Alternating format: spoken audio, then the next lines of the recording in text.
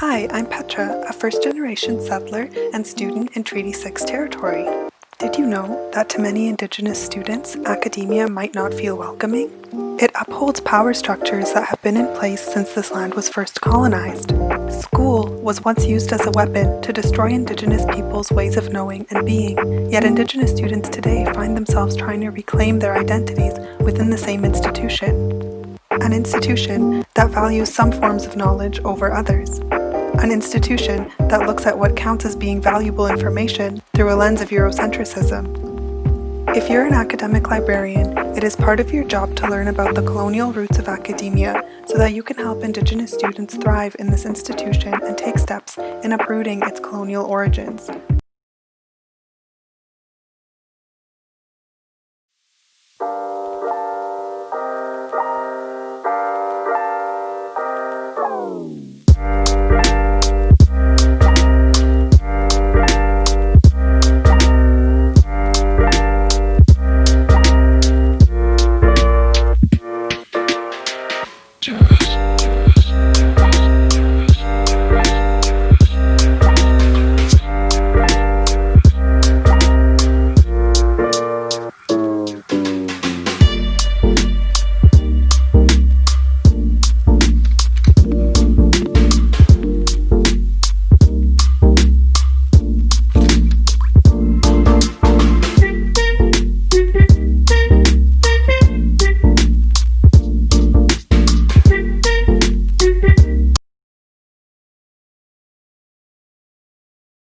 Hi, I'm Petra, a first-generation settler and student in Treaty 6 territory. As an academic librarian, do you know what Indigenous data sovereignty is?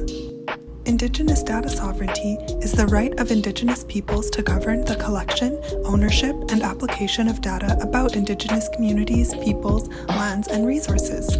Some examples of this data would be historical, anthropological information or ethnographic studies, residential schools data, adoption information, and church documents like marriage records. These documents are often out of reach, and unfortunately, Canadian copyright laws have denied Indigenous peoples of the right to practice and maintain their cultural and intellectual property, even legalizing its theft. Data is power. It doesn't matter if the authority who controls your data has your best interests at heart or if they're going to use it to exploit you. It doesn't matter if the data is new or old. Data created by or about Indigenous people should be in their own hands. Hi, I'm Petra, a first-generation settler and student in Treaty 6 territory. Are you an academic librarian teaching students about how to find peer-reviewed sources? Teach them this too. Many Indigenous peoples and other people of color see the peer review process as a process of colonial gatekeeping. It has worked to protect a Eurocentric approach to knowledge, the idea that the quest for knowledge and information should be objective. But the peer reviewer is just another human being with their own biases and preconceived notions. How can they be objective? How does this process allow white scholars to be the experts on marginalized groups, while these groups continue to be excluded from the conversation? Only looking at peer-reviewed sources can eliminate voices that also deserve to be heard.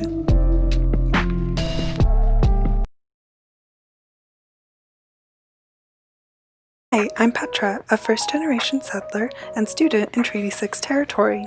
As an academic librarian, would you agree that the way that we organize information should be unbiased and fairly representative of all people?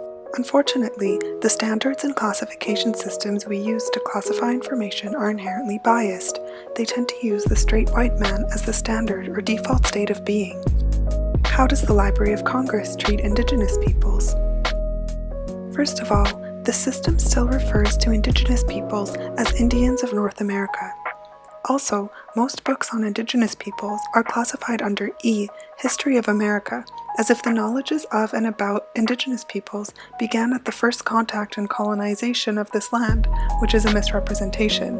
Indigenous peoples have been a part of this land long before Europeans occupied it, since time immemorial. But as you can see, this system describes them with Eurocentrism.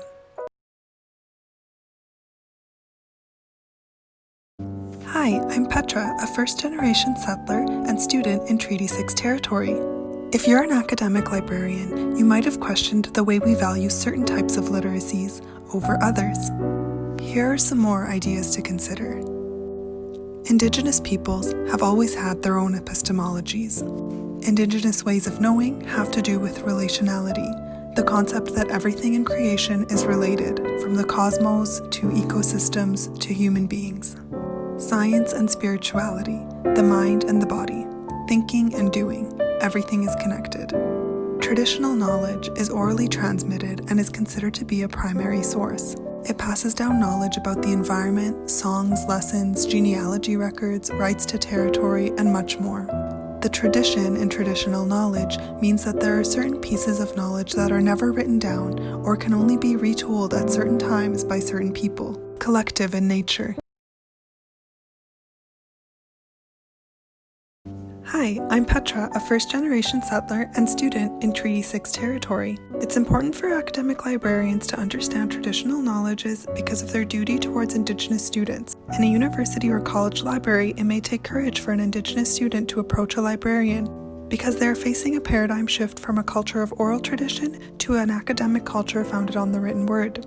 Also, academics are increasingly using traditional knowledge to provide first-hand accounts of Indigenous perspectives. Till now, scholarly processes of writing and publishing have been based on Western ideals of what knowledge is, excluding traditional knowledge and limiting Indigenous scholars who are inclined to write with concepts of relationality, tracing back to the oral tradition. Librarians must understand that epistemologies outside of the Eurocentric ones we are taught to prioritize exist and should be valued. Create space for Indigenous scholars.